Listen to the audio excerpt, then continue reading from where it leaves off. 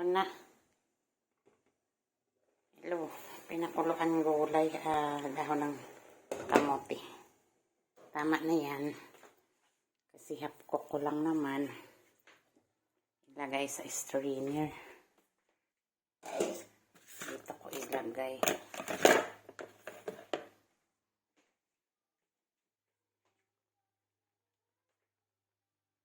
Dali lang.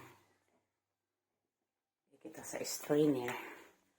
Para mamaya, sausaw ka sa bagoong.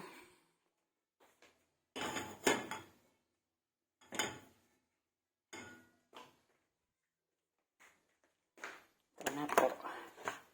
Finished product. Ang dahon ng kamote.